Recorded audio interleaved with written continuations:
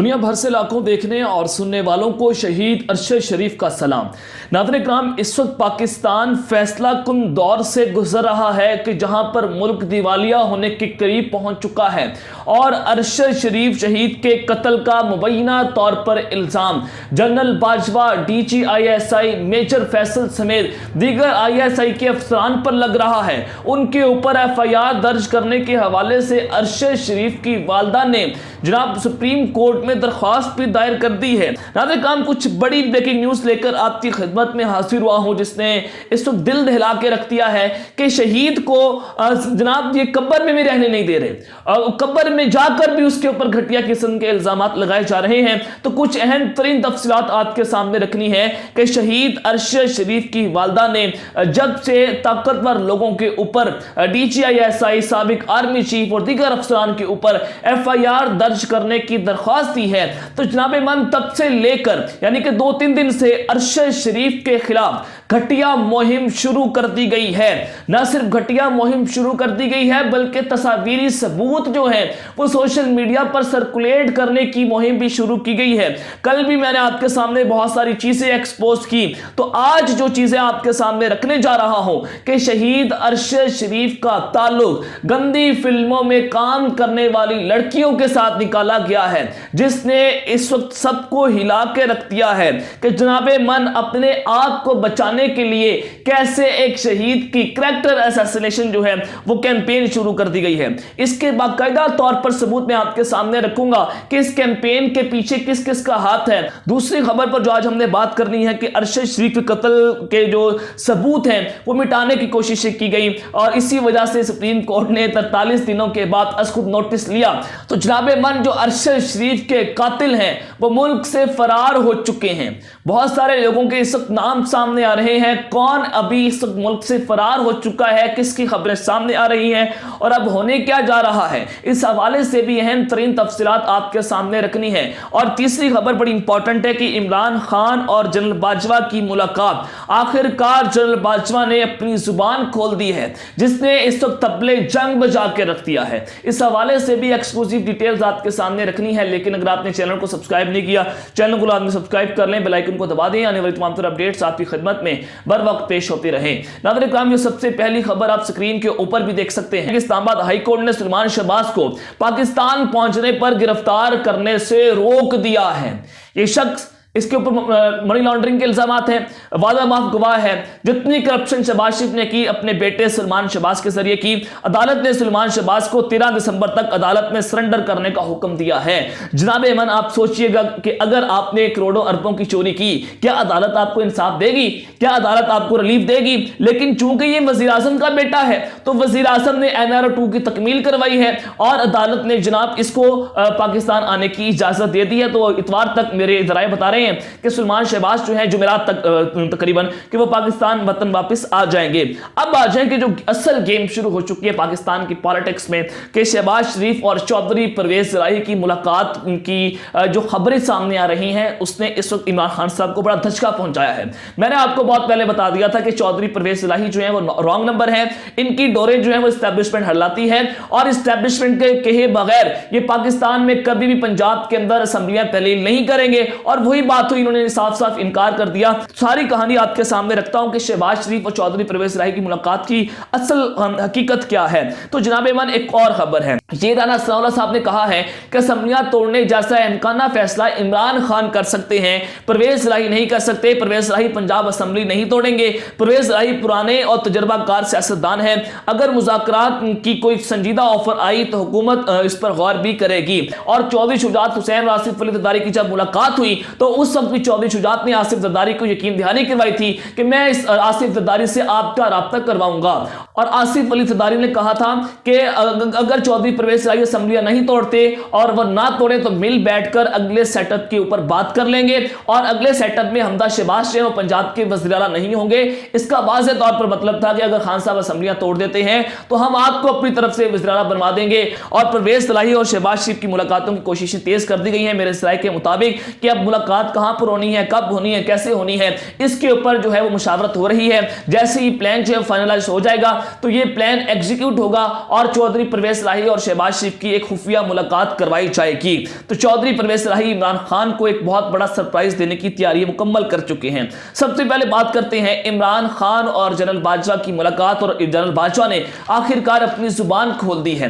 नाज़रीन किराम, मंसूर अली खान जो कि खुद साख्ता एक तर्जुमान बन चुके हैं जनरल बाजवा के, पहले ISPR जो मैदान में आता था जनरल बाजवा को डिफेंड करने, तो अब खुद साख्ता ISPR बन चुका है मंसूर अली खान जनरल बाजवा का। अब इन्होंने उसमें कुछ मुलाकातों की खबरें आपके सामने मैं रखूंगा कि हुआ क्या था बेसिकली जनरल बाजवा और इमरान खान की मुलाकात के दरमियान। सबसे पहले तो उन्होंने बात की तहरीक अदम एतमाद की रात के हवाले से कि जब ये खबरें चलवाई गई कि इमरान खान को थप्पड़ मारा गया है, तो जनरल बाजवा ने कहा कि कोई थप्पड़ नहीं मारा गया। और ये भी खबरें चल रही थी कि जनरल फैज को इमरान खान आर्मी चीफ बनाना चाहते हैं, तो जनरल बाजवा ने इसके ऊपर कहा कि मुझे ना तो सह किया जा रहा था, ना इमरान खान जनरल फैज को आर्मी चीफ बनाना चाहते थे। और फिर जनरल बाजवा ने इमरान खान को यह भी कहा कि उस्मान बुज़दार को वज़ीर आला से हटाया जाए, और ये ना सिर्फ नाअहल है बल्कि करप्ट भी है। और फिर जनरल बाजवा ने कहा कि मैंने उस्मान बुज़दार की करप्शन की फाइलें जो हैं वो इमरान खान के सामने रखी। और फिर जब इमरान खान साहब ने पूछा कि बस यही है, तो जनरल बाजवा ने कहा कि प्राइम मिनिस्टर साहब सिर्फ ये बहुत है, अगर आपको मजीद दिखा दी तो आपको शर्मिंदगी होगी। और आपकी जो अरबों डॉलर की जो करप्शन सामने आई है, जो कि छोटी सी करप्शन है, सिर्फ पाकिस्तान के अंदर आपने जो बतौर जो आर्मी चीफ आपने अरबों रुपए की जायदादें बनाई है, उसका जवाब कौन देगा? उसका जवाब भी आपसे मांग रहे हैं। हम आपको गिरेबान पकड़ेंगे और आपसे जवाब मांगेंगे। जनरल बाजवा से पूछा गया कि इमरान खान साहब ने कहा कि एक्सटेंशन देना मेरी सबसे बड़ी गलती थी। तो ये जनरल बाजवा इतने क्यूट से बच्चे हैं, इतने शरीफ नफ्स इंसान हैं और इतने मम्मी डैडी हैं, बर्गर बच्चा है कि इसको पता ही नहीं था कि एक्सटेंशन क्या होती है। जनरल बाजवा साहब ने कहा कि अगस्त 2019 की बात है कि जनरल बाजवा मैं जो है वो वॉक के लिए तैयार हो रहा था, तो मेरी बीवी मेरे पास आई कि टीवी पर खबर चल रही है कि आपको एक्सटेंशन दी जा रही है। अब इससे 2 हफ्ते पहले जनरल फैज और चंद लोगों ने यह कहा कि आपको एक्सटेंशन दी जा रही है, जनरल बाजवा साहब कह रहे हैं। और जनरल बाजवा ने कहा कि जब मुझे एक्सटेंशन की खबरें देना जो है वो सामने आई कि खान साहब आपको एक्सटेंशन दे रहे हैं, तो फिर जनरल फैज और आसिफ गफूर मेरे पास आए और 4 बंदे और थे। उन्होंने कहा कि सर अब मजबूरी है, आप इसको कबूल कर लीजिए। सर की मजबूरी थी। नजम सेठी की दावा करता है कि जनरल बाजवा ने मजीद एक्सटेंशन लेने के लिए इमरान खान को का तख्ता उल्टा और पीडीएम के साथ डील की थी कि मैं आपको हुकूमत में लेकर आता हूं, आप मुझे एक्सटेंशन दीजिएगा। और फिर उनसे सवाल पूछा गया ऑडियो लीक्स के मामले के ऊपर, कितना मम्मी डैडी है कि इसको पता ही नहीं है कि ऑडियो लीक्स कैसे हुई। इसने कहा कि वज़ीर आज़म हाउस की जो ऑडियो लीक्स हो रही थी वो जनाब एक प्राइम मिनिस्टर ऑफिस का एक नौकर था, वो ये काम करता था। और एजेंसीज इतनी मम्मी डैडी इतनी बच्चे हैं, इतने दूध पीते हैं कि एजेंसीज को पता नहीं था कि वो शख्स जो है वो जब एजेंसीज क्लीन करने आती थी चीजें को, वो डिवाइस उठा लेता था, जब एजेंसीज वहां से चली जाती थी वो डिवाइस को रख देता था। और फिर जब ऐवान सदर की मुलाकात जो हुई इमरान खान की और जनरल बाजवा की, तो उन्होंने कहा कि सदर आरिफ अलवी ने जनरल बाजवा को मनाना जो है शुरू किया कि जनरल साहब आप जो है इमरान खान से मुलाकात करें, मैंने आपको मिलवाना चाहता हूं खान साहब से, ये है वो है। और जनरल बाजवा ने कहा कि इमरान खान मुझसे ऐसे मिला कि जैसे मैं उसका बहुत पुराना दोस्त हूं। ये 1-on-1 मीटिंग हुई, इमरान खान ने मुतालबा किया कि इलेक्शन करवा दें, लेकिन जनरल बाजवा ने कहा कि मैं नहीं करवा सकता, मैंने इनकार कर दिया, मैं तो न्यूट्रल हूं।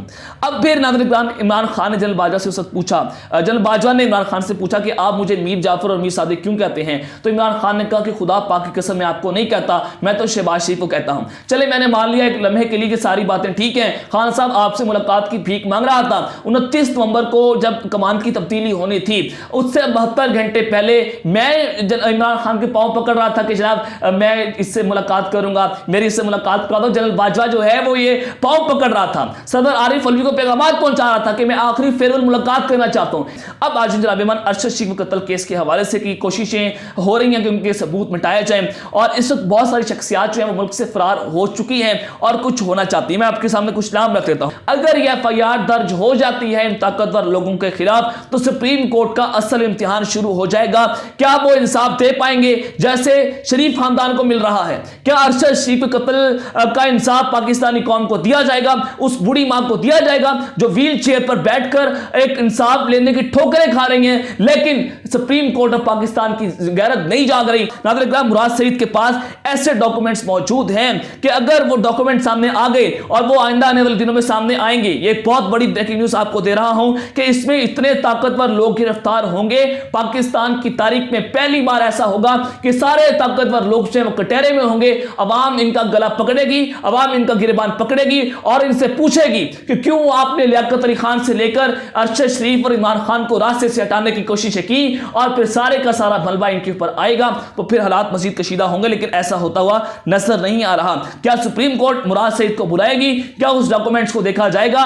ये बड़े अहम सवालात हैं जो मैं सुप्रीम कोर्ट से बसदे एहतराम पूछना चाहता हूं। नाज़रीन किराम, अरशद शेख को बेसिकली उन लोगों ने कत्ल किया जिन्होंने फैसल वाडा से जो है वो प्रेस कॉन्फ्रेंस करवाई थी। डर्टी हैरी ने फैसल वाडा से मुबैना तौर पर यह प्रेस कॉन्फ्रेंस करवाई थी और फैसल वाडा के बारे में खबरें आ रही हैं कि वो मुल्क से फरार हो चुके हैं। तो अब बात करते हैं कि अरशद शेख कत्ल केस के दूसरे पहलू के ऊपर कि उनके खिलाफ जो घटिया मुहिम शुरू हो चुकी है और गंदी फिल्मों में काम करने वाली लड़कियों के साथ उनका ताल्लुक जोड़ने की कोशिशें हो रही हैं। अब इसके पीछे बेसिकली है कौन, और स्क्रीन के ऊपर कुछ अहम चीजें रखता हूं कि अरशद शेख की कैसी कैरेक्टर असैसिनेशन जो है वो करनी शुरू कर दी गई है और गैरत का मामला बनाया गया है। देखिए नाज़रीन किराम, जब अरशद शेख साहब जिंदा थे और अपने व्लॉग्स करते थे तो उनका फेसबुक अकाउंट जो है वो उस पर 3 लोगों को फॉलो करते थे और अब ये फॉलोइंग जो है वो 3 से बढ़कर 26 हो चुकी है।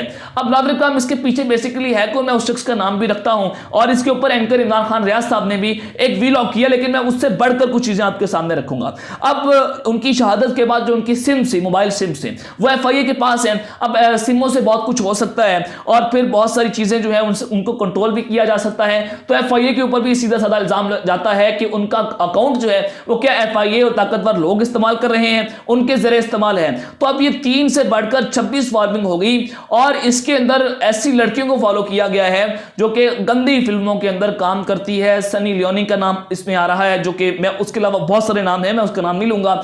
और जितने भी ये लड़कियां हैं और घटिया किस्म के काम करती हैं जनाब, उनको ये फॉलो किया गया है अरशद शेख अकाउंट से उनकी शहादत के बाद। अब ये लड़कियों को क्यों फॉलो किया जा रहा है? जाहिर सी बात है कि उनकी कैरेक्टर असैसिनेशन करनी है। अब इसके पीछे बेसिकली है कौन? देखिए 23 अक्टूबर को जनाब ईमान अरशद शेख को शहीद किया गया कीनिया के अंदर। 31 अक्टूबर को उनकी लास्ट एक पोस्ट थी, यानी कि शहादत के बाद। अब वो पोस्ट जो है वो अरशद शेख के बारे में की गई थी। ये चीजें जो है वो उन्होंने किसने की थी मैं आपके सामने रख देता हूं। और कमेंट में ये लिखा गया कि आप सब फातिहा खानी करें और शहीद के लिए, अहले खाना के लिए दुआ करें, जज़ाकल्लाह। यानी कि फिर इसके ऊपर एक और पाकिस्तान तहरीक इंसाफ के चौधरी इजाज साहब हैं, उन्होंने रिप्लाई किया कि इंशाल्लाह बेटा हमारी दुआएं अरशद शेख शहीद के साथ हैं। यानी कि अरशद शेख शहीद जो है उनकी बीवी भी एक अकाउंट इस्तेमाल कर सकती हैं, जवेरिया सदीकी। मैं उनको इल्जाम नहीं लगा रहा, अल्लाह मुझे माफ करे, और अगर वो व्लॉग सुन रही है मैं आपके ऊपर इल्जाम बिल्कुल नहीं लगा रहा, लेकिन ये अकाउंट क्या आपके ज़ेरे असर था और ये फॉलोइंग कैसे बढ़ी है आप उनसे भी तहकीकात कर सकते हैं। आप उनसे पूछ सकते हैं कि अरशद शेख अकाउंट जो है वो उनकी बीवी के अलावा किसके ज़ेरे असर है और इस तरह की घटिया किस्म के इल्जामात लगाए जा रहे हैं। बदनामे ज़माना लड़कियों को फॉलो किया जा रहा है और उनके दौर में तो अरशद शेख के दौर में तो 3 फॉलोइंग थी, जिसमें बीबीसी, रिपोर्टर डायरीज और एक और अकाउंट का नाम इसके अंदर आता है। तो लेकिन अब ये 26 फॉलोइंग गंदी लड़कियों को कौन फॉलो कर रहा है और उनके खिलाफ भी कौन घटिया मुहिम लॉन्च कर रहा है, इसके ऊपर बहुत सारे सवाल हैं। अब तक करते हैं, अपना ख्याल रखिएगा। इस चैनल का आपने लाजमी ख्याल रखना है। अल्लाह निगहबान, पाकिस्तान जिंदाबाद।